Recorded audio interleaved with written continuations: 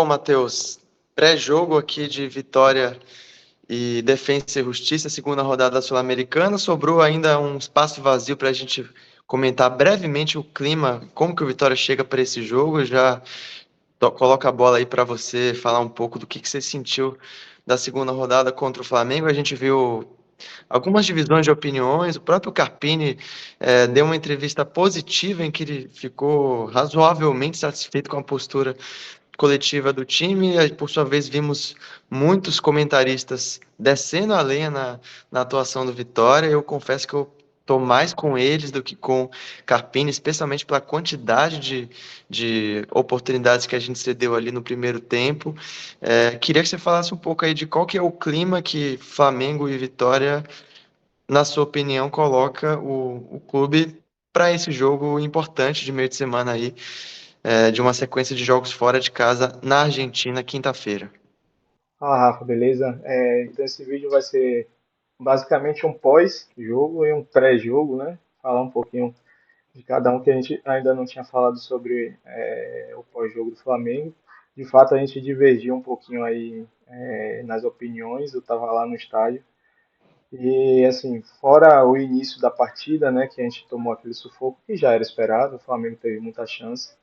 Eu achei que acabou que o Vitória fez fazendo um jogo bem digno, bem justo, assim, pela expectativa que a gente já tinha, tanto da parte técnica, tanto da parte psicológica, né? A gente já sabia que o jogo ia ser daquele desenho, né? De Flamengo com posse, com muita chance, e foi uma derrota, assim, esperada, mas de uma forma inesperada, né? Então, eu achei que foi um jogo bem justo, sair de lá satisfeito, né? Lógico que a gente queria vencer o jogo, mas pelo que o jogo já apresentava para a gente, eu achei que a gente saiu com um jogo assim ok para as expectativas que tinham sido criadas, né? E para Ah, esse pré-jogo aí do Defensa e Justiça, aliás, fale, depois eu não, falo. antes de entrar na Sul-Americana, só um último ponto, porque a gente tinha, quem acompanhou as nossas lives das últimas semanas, a gente tinha tocado no ponto, uma preocupação com o Carpini falando sobre a falta de desejo, sobre uma preocupação dele com a entrega do time, questões de comportamento, né, que a gente estava com o alarme aceso para perceber se ele continuaria falando disso. E a postura dele nessa última coletiva depois do Flamengo foi a melhor que eu vi nas últimas semanas, no sentido de que ele realmente parecia satisfeito tanto com o desempenho como com a postura do time. Então, o que a gente espera, Matheus, para esse jogo, pelo menos, é de que esse clima de crise que a gente vê nas mídias do Vitória não se transfira para dentro de campo. Se depender do que a postura do Carpini, como eles colocou na coletiva, se depender disso, eu imagino que, de fato, essa crise ainda não está instalada. O Carpini pareceu mais tranquilo, pareceu satisfeito, fez questão de ressaltar de como que o elenco internamente ainda está muito unido. No mínimo, é o que a gente imagina que continue, né, nessa sequência do Vitória, que é muito ruim, são 5 jogos sem vencer, então, no aspecto aí anímico, para um jogo fora de casa na Argentina, que tem todo um contexto complicado, a gente pelo menos espere, né, que aí psicologicamente o Vitória entre focado nesse jogo, entre mais ali, digamos assim, uniforme, né, nos seus 11 jogadores, todo mundo junto, para pelo menos tentar um pontinho, quem sabe, fora de casa.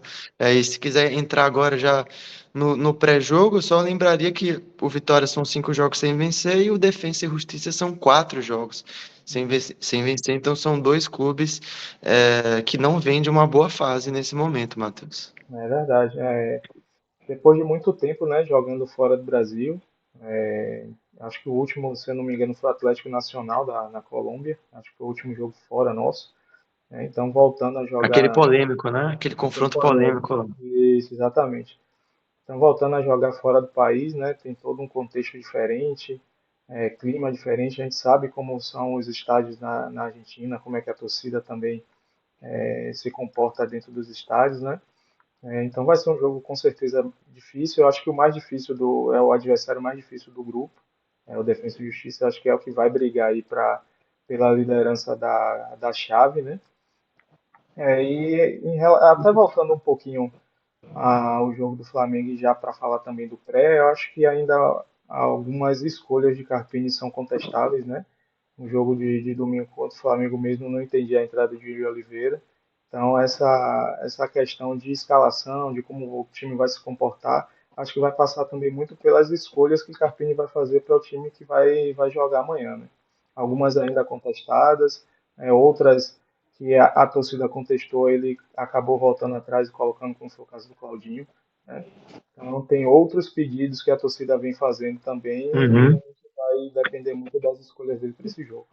E falando em escolhas, eu venho insistindo sempre nisso, para a gente de fato largar um pouco aquelas ideias antigas de que o time titular, o time reserva, definitivamente, ainda mais nesse contexto de viajar para a Argentina, jogo quinta, domingo já em BH contra o Atlético Mineiro. A gente sabe também como que a questão psicológica torna a recuperação às vezes até pior, né? Porque um time que está num momento ruim, ele corre mais errado, ele se desgasta mais fisicamente. Então, o desgaste é ainda maior. Eu não tenho a menor dúvida de que a gente, destacando que no momento que a gente está gravando esse vídeo, a gente ainda não tem os relacionados, mas eu não tenho a menor dúvida de que vai sim haver uma rodagem do time em relação ao jogo com o Flamengo, e não porque o Carpini está mudando de ideia. Então, por exemplo, é, o Cáceres jogou a Sul-Americana, né? Falhou e houve uma pergunta sobre isso na coletiva. O Claudinho não voltou para o time titular só porque o Cáceres falhou. O Claudinho voltou porque o Carpini já estava rodando o time. Uhum. Então a gente tentar entender isso, né? Porque as escolhas, assim, todo mundo vai contestar o Lucas Braga, só que se tem poucos para fazer o lado esquerdo, na hora de rodar, o Lucas Braga vai ter que jogar em algum momento, não Jogar em tem o algum que momento. fazer. É, de novo, uma coisa é discutir a contratação e outra coisa é discutir as opções de rodagem, né? Se foi uma contratação ruim, paciência.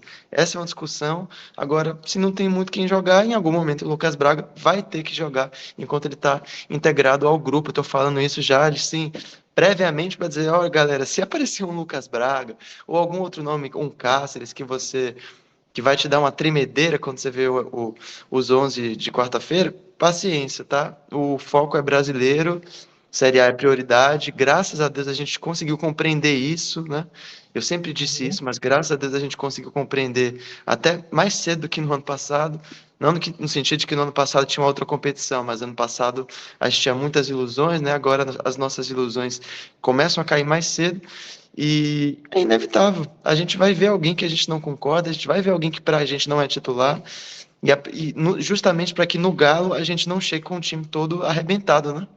Eu acho que esses dois até que você citou aí de Claudinho, ou de Claudinho não, perdão, de Cáceres e de Lucas Braga, não vai me surpreender de aparecer como titulares amanhã. Eu acho que ele preservou principalmente esses dois no jogo de domingo, tanto que contra o Flamengo quem entrou no segundo tempo foi Osvaldo, né? E não foi nem Lucas Braga. Então, eu acho que ele quis preservar esses dois atletas aí e também não vai me surpreender de serem ou titulares, eu acho que Cáceres deve ser, mas não vai me surpreender se, por exemplo, o Lucas Braga, se não for titular, entrar durante a partida. Então, esses contestáveis, né, esses dois principais que estão sendo os principais alvos, não tenho dúvida que em algum momento na partida de amanhã vão jogar. É isso aí, até uma sensação que eu tenho, Matheus, eu confesso para você que eu gosto dessa coisa de rodar, e diferentemente da maioria das pessoas, quando eu vejo que vai entrar um time reserva, ou na maioria misto, normalmente isso me traz até otimismo para as situações. Porque eu não gosto de, não dá certo essa coisa de você ficar repetindo os 11, a gente percebe claramente o desgaste dos atletas.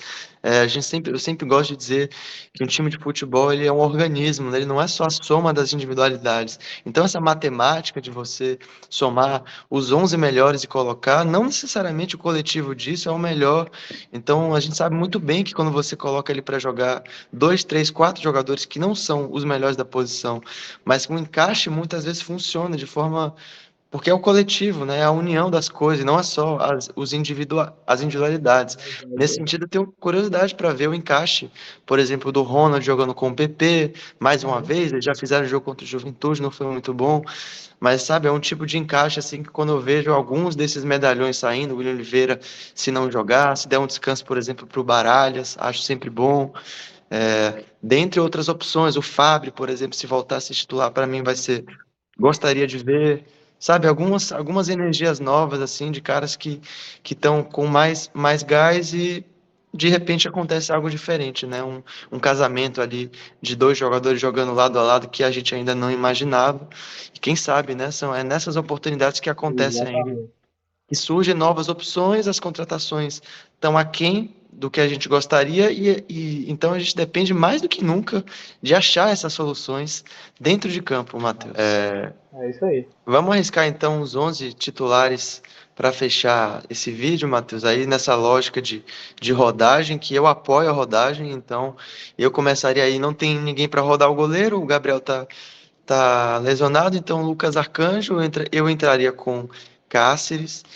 O zagueiro não precisa rodar tanto, então continuaria aí, quem sabe, com essa dando ritmo para essa dupla Interessante. entre Lucas Alter e Zé Marcos. Lateral esquerdo, eu colocaria o Hugo para jogar. A gente estava comentando que não tem muito primeiro volante, né? Então tem que ser Hiller ou Baralhas. Eu começaria com o Hiller para descansar um pouco o Baralhas, aí se ele cansar, substitui, mas uma trinca ali com o Hiller, PP e Ronald, uma trinca triângulo no meio-campo, e aí na frente, Léo Pereira pela esquerda, Mosquito pela direita e Fabre de centroavante, para dar um pouco mais de gás aí, um ataque mais veloz.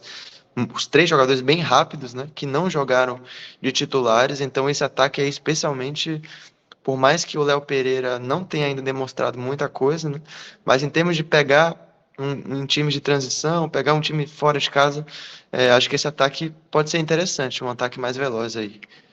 Eu acho que dessa sua formação aí, talvez eu mudaria Edu no lugar de Alter, até para dar rodagem também, porque depois do Campeonato Baiano ele vem jogando pouco. E pode pensar já como estratégia, algum tipo de estratégia para o jogo de domingo, do Atlético Mineiro. Então acho que eu daria esse Bem jogo para ele. lembrado. E na frente eu acho que é isso mesmo. Eu acho que Fabrício é interessante.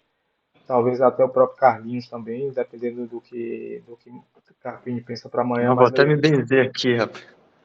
mas de fato eu iria com o Fabrício mesmo. Eu não sei, eu penso em pensar em alguma opção para Rato jogar, porque ele entrou no jogo domingo, né? Não que ele foi um esplendor de jogador, mas fez o gol, vai ganhando confiança talvez, né? Ele vai ser um jogo fora de casa também, com menos pressão de torcida. Não sei, eu tentaria encaixar Rato em algum momento do jogo aí, com Vamos dois arriscar volantes lado a então? lado Se de Vamos Rato. arriscar. Se for para Rato jogar, eu acho que tem mais chance dele voltar para aquele falso 9, porque você mantém a trinca de volantes e aí Perfeito, abre Fábio de repente e Mosquito. Eu perfeito. acho que seria assim. Eu não vejo, por Interessante. exemplo, o Carpini entrando com dois volantes e Rato de meia central. Eu É, não vejo ele fazendo isso nesse jogo fora de casa. Acho que ele vai ser mais precavido aí, com uma trinca no meio, né? E Rato não faz essa trinca. sim, sim. Mas eu acho que essa que você falou de colocar ele como falso 9, como foi contra o Juventude, né?